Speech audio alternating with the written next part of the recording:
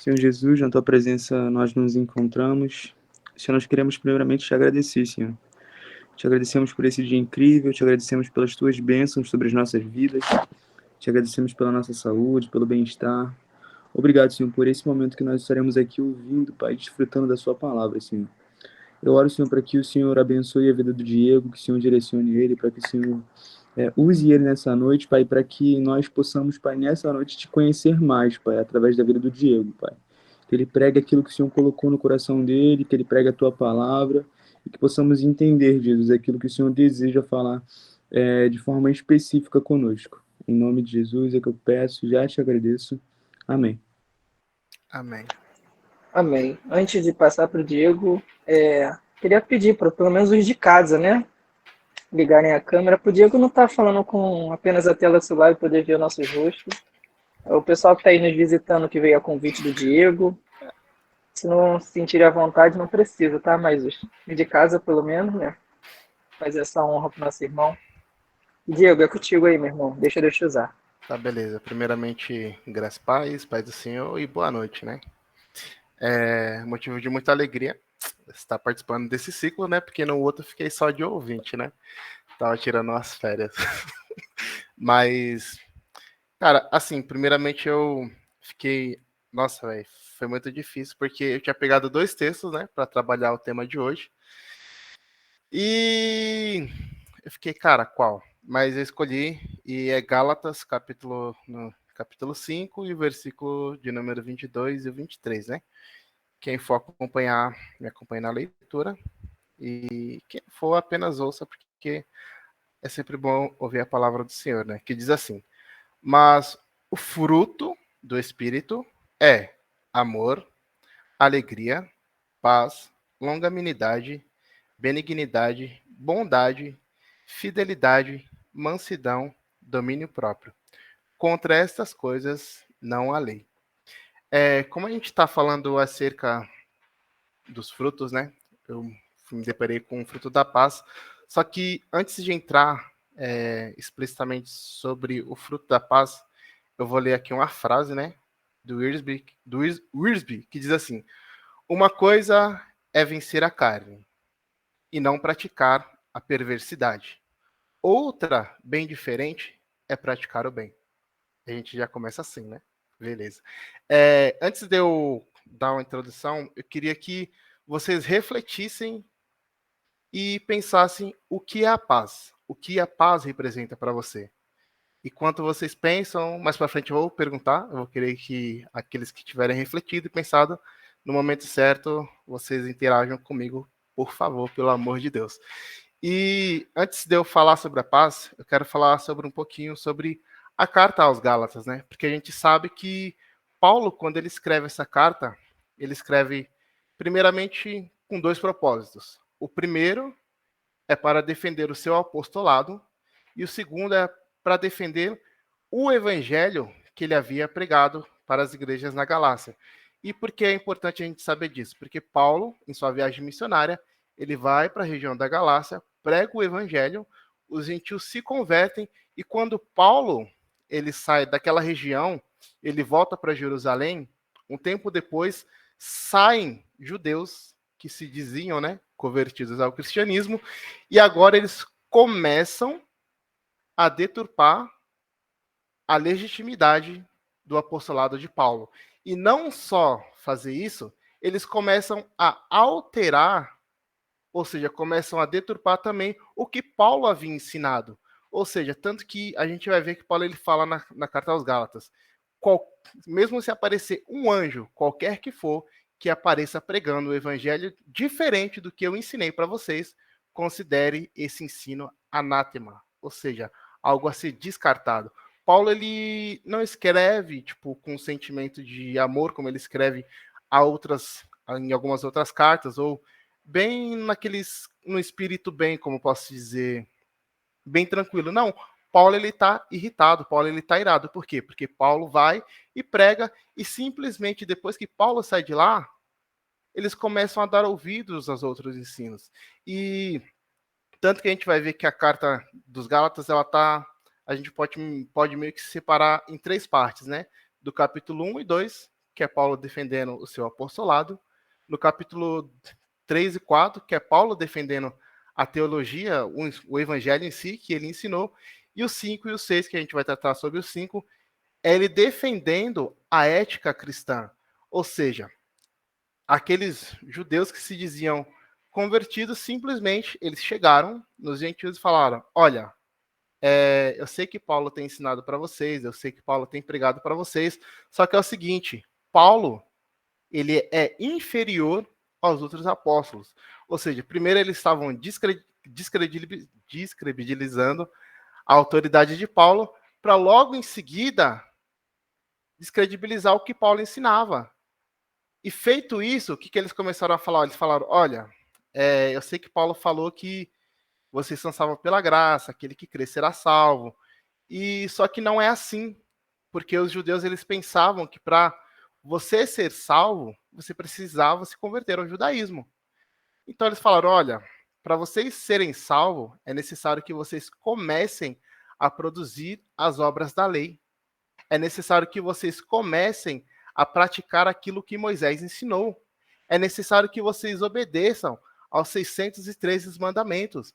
Ou seja, é necessário que Cristo não é o suficiente para você ser salvo. É necessário que você faça obras. Então era isso que eles estavam ensinando. Só que Paulo ele vem ensinando totalmente diferente. Tanto que ele vai falar sobre a justificação, que nós somos justificados pela fé. Então não há uma obra ou não há um segmento da lei que reflita ou que represente a nossa salvação.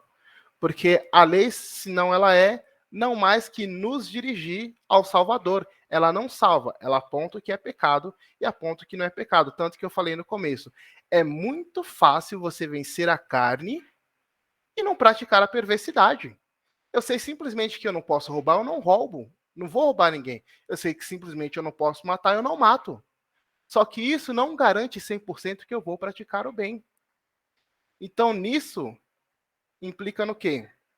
Na diferença da obra e do fruto. Que aí agora a gente começa a entrar um pouquinho a respeito disso. Porque a obra não mais ela é o quê? É o meu e o seu esforço para reproduzir alguma coisa. Ou seja, se eu não mato, é um esforço meu para me conter e não matar ninguém. Porque, mas falar, Diego, mas a gente não mata por conta do Espírito.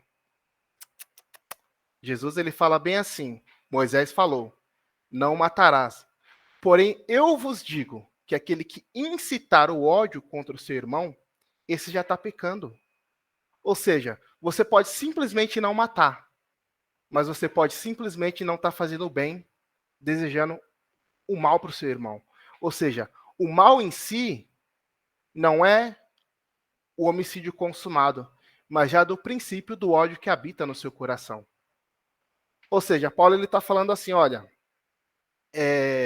eu sei que vocês ouviram que é necessário a obra, mas só que a obra em si ela não salva. É necessário que seja gerado um fruto em você. Só que o fruto ele é gerado apenas pelo Espírito. Tanto que quando Jesus ele se depara com Nicodemos, Nicodemos fala, olha, o que é necessário, agora não vou lembrar muito bem, só que Jesus fala, olha, é necessário que você nasça de novo. Aí Nicodemos fala, pode eu tornar ao ventre da minha mãe? Não, você não nasce sozinho pela carne, você nasce pelo Espírito. Então, o trabalhar, o nascer do fruto é através do Espírito.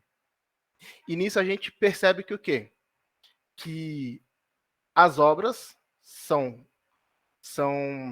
feitas do nosso esforço e o fruto ele é direcionado e ele é gerado pelo Espírito.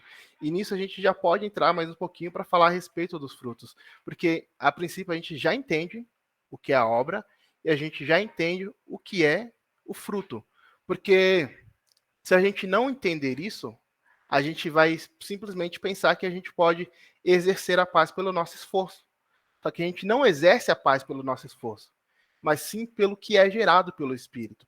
Ou que a gente pode exercer o amor pelo nosso esforço, mas não é pelo nosso esforço. Porque Isaías ele vai dizer assim, até uma boa obra feita pelo homem, sem que seja pela vontade de Deus, são como panos sujos.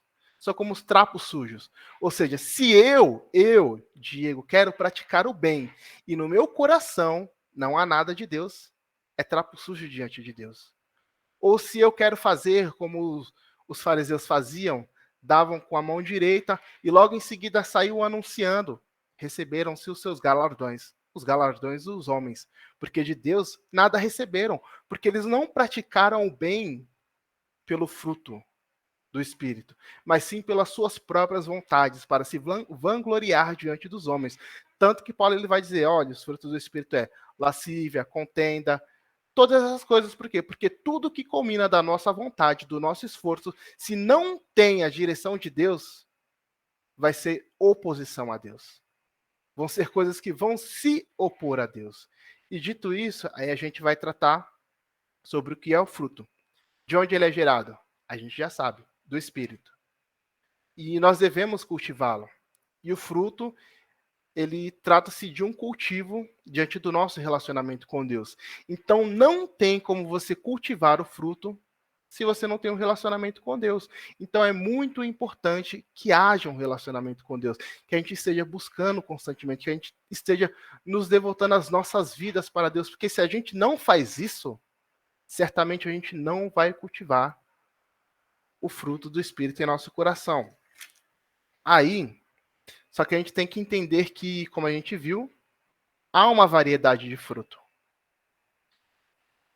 Os 3 primeiros são o nosso relacionamento com Deus, que é o amor, a alegria e a paz.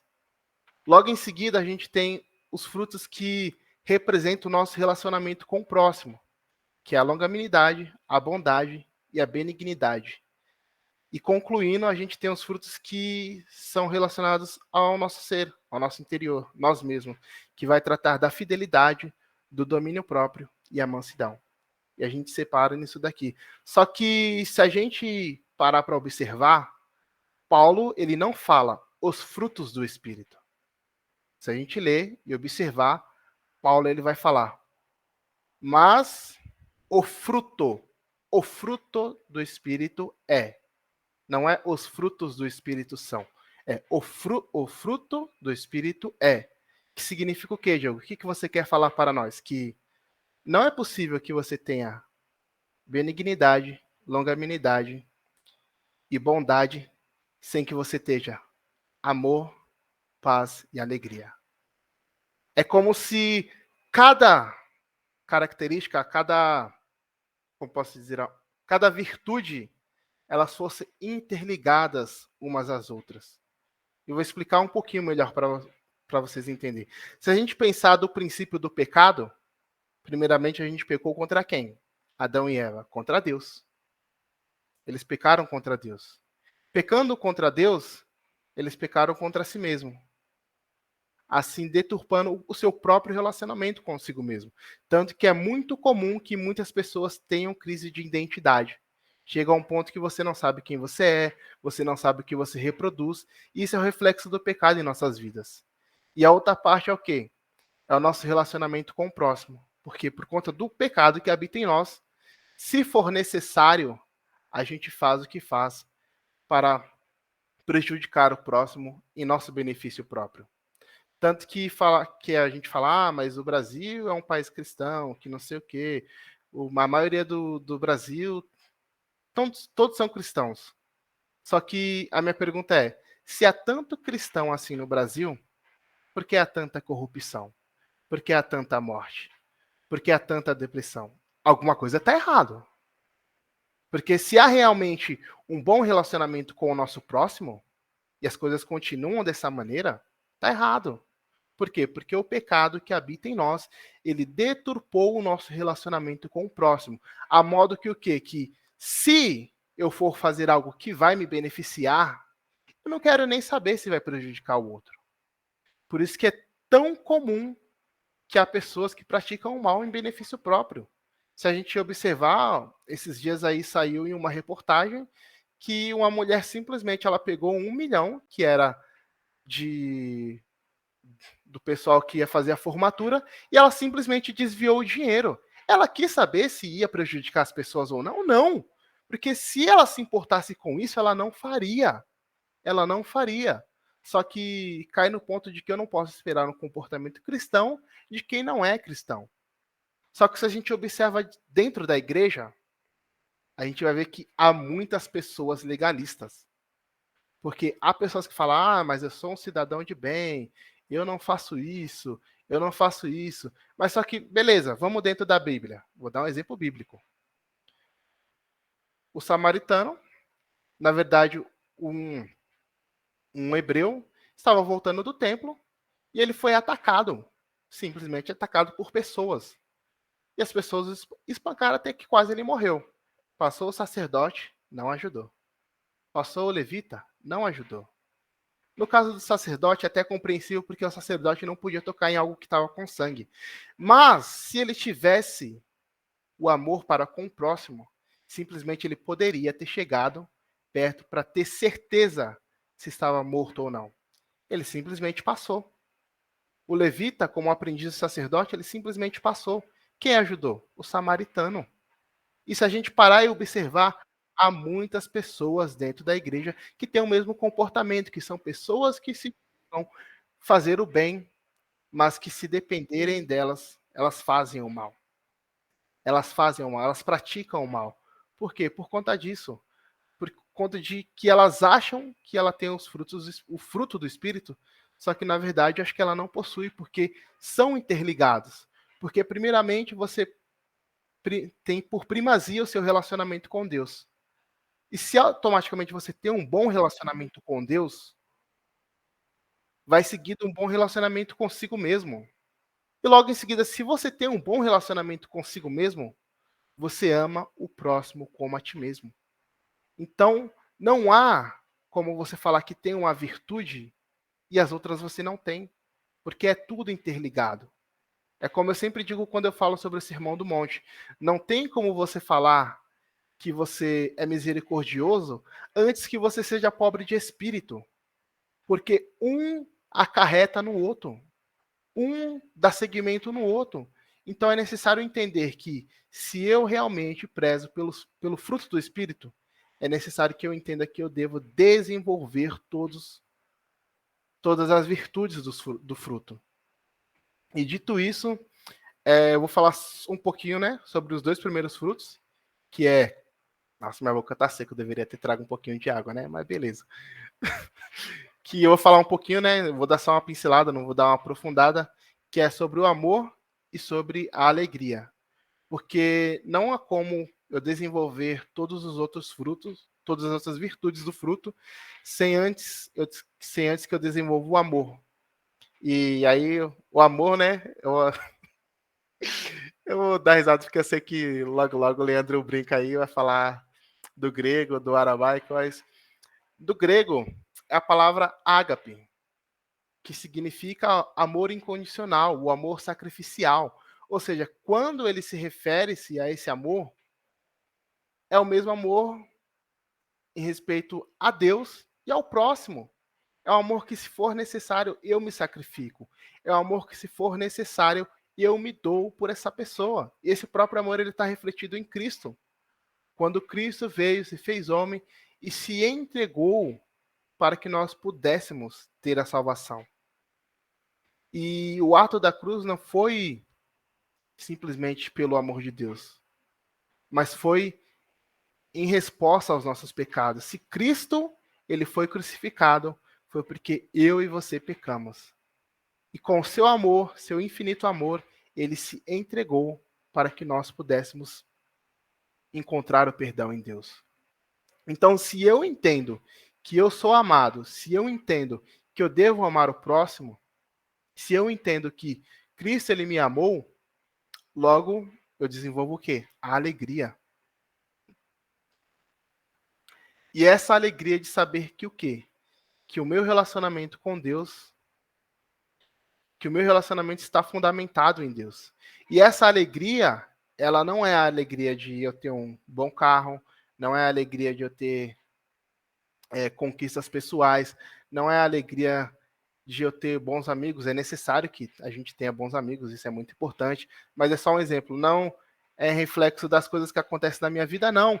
essa alegria está fundamentada com base no nosso relacionamento com Deus.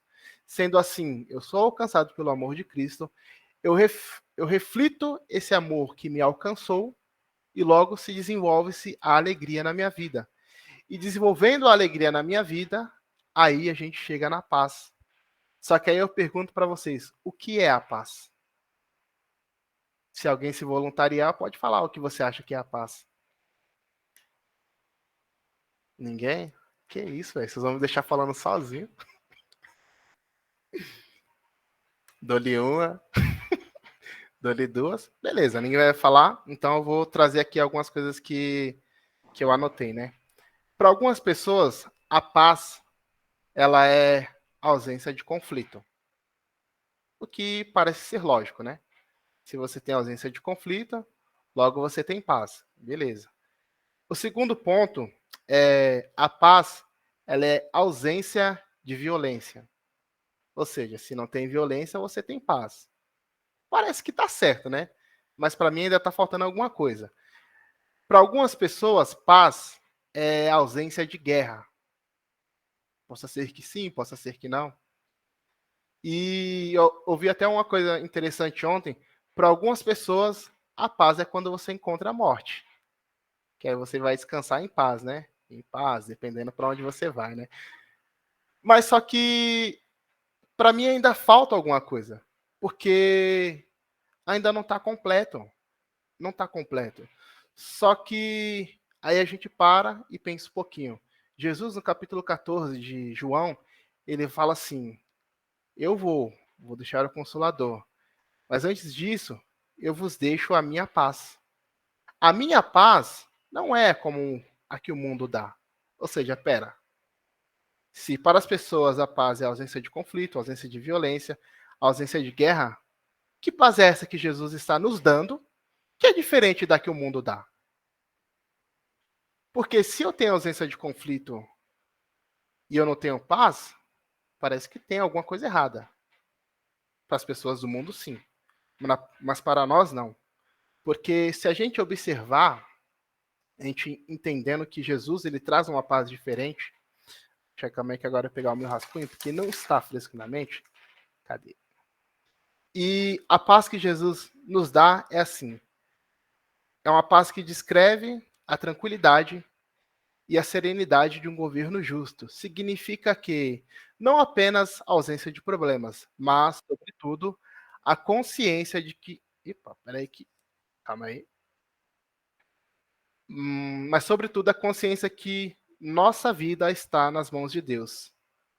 Ou seja, é muito diferente da paz que o mundo oferece. Porque se a gente parar e observar, no primeiro ponto que eu falei, a ausência de conflito. Por mais que eu não tenha nenhum conflito, eu posso não estar em paz. Porque minha casa pode simplesmente estar um caos. Pode não ter conflito, mas tem alguma coisa que está tirando a minha paz. Ou se eu falo que a paz é a ausência de violência. Pode não ter violência. Mas certamente você pode não estar tranquilo. Tem alguma coisa que vai tirar sua paz. Ou às vezes a gente fala que a paz é a ausência de guerra. Mas quantas nações passaram por períodos de guerra e foram submetidas a outros governos? Você acha que essas pessoas estavam em paz? Com a ausência de guerra? Não. Porque por mais que pareça que essas coisas tragam paz, não é a paz que Jesus dá. Porque a paz que Jesus dá é a paz que nos convida ao nosso relacionamento com Deus. É saber que tudo que está em nossas mãos, que as nossas vidas está nas mãos de Deus, que está nas mãos daquele que rege todo o universo, que está na mão daquele que tem o controle sobre todas as coisas. Eu posso simplesmente ter um conflito em minha casa, mas eu simplesmente vou confiar e entender que por mais que eu esteja em um conflito, Deus ele está no controle da situação. Por mais que possa estar havendo guerras, por mais que esteja violência tendo do nosso lado, a gente vai entender que em tudo, que em todas as coisas cooperam para o bem daqueles que amam a Deus. Por mais que possam haver situações adversas, a gente está em paz. Porque a gente que sabe que Deus está no controle de tudo. A gente pode ter uma... mas a gente está em paz. Porque sabendo que depois da morte, a gente está com Deus. Imagine como pessoas que não têm Deus estão à beira da morte. Se você parar e perceber, é muito fácil pessoas que estão à beira da morte falar: Senhor, me salva. E Deus, às vezes, ele é misericordioso, ele salva. Mas não são todos que permanecem na presença de Deus. Porque não são todos que entendem que as nossas vidas estão entregues a Deus. Que o controle das nossas vidas devem ser entregue a Deus. E essas pessoas se desesperam. Mas nós, filhos de Deus, que nos relacionamos com Deus, devemos entender que a paz que excede todo entendimento é gerada pelo Espírito. E que nós possamos entender que tudo está no controle das mãos de Deus. E que é essa paz que o Espírito gera em nosso coração. E hoje eu quero ser breve, né? Isso que Jesus ministrou em meu coração. E eu espero que todos possam sentir e desfrutar dessa paz. Porque eu sei que a partir do momento que a gente entendemos que essa é a paz que devemos buscar, todas as coisas mudam. Porque é até engraçado, porque eu estava até comentando, né? Comentei no Twitter esses dias, falei: Senhor, já tem não sei quantos dias que eu estou feliz, né? E graças a Deus estamos aí na sequência de 25 dias felizes para a glória de Deus. Porque é desfrutando exatamente dessa alegria e dessa paz. Saber que diversas coisas estão acontecendo, mas Jesus ele está no controle de tudo. Foi como o ano passado eu passei por um susto, né? Eu acordei, fui tomar banho e parte do meu corpo esquerdo não reagia. Simplesmente não reagia. Tipo, reagia, mas com muita fraqueza. Eu saí de casa meio que desesperado, peguei o ônibus e fui pro postinho aqui perto de casa. Quando chegou lá, eu falei: meu Deus, um pouco de desespero, eu parei, respirei, aí esperei o atendimento. Aí quando me atenderam, a mulher: moço, posso fazer isso daqui? Eu falei: minha filha, pode fazer o que você quiser. Eu tô tranquilo, estou em paz. Aí eu mandei mensagem pro pessoal da igreja e falei: olha, vocês podem orar por mim. E se eu não voltar? Amém, glória a Deus. Porque eu sei que se eu partir daqui, eu vou para a glória. Eu simplesmente estava em paz, descansando em Deus. Porque eu sabia que, indiferente de tudo, o controle da minha vida estava nas mãos de Deus. E quando a gente tem essa percepção, entende que a nossa vida está no controle das mãos de Deus, a gente descansa e confia. É simplesmente o episódio quando Jesus ele está no barco. O barco está na tempestade e os discípulos desesperados. Jesus na mansidão acorda.